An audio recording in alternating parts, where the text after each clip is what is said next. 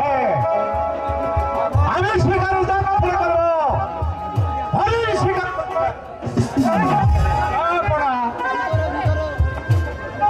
আপনারা হরিণ শিকার করতে যাবেন কিন্তু আমি বলেছিলাম কি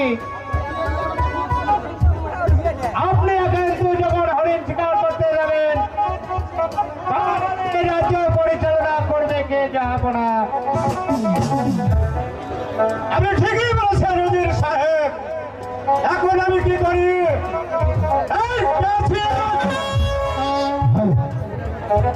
সারা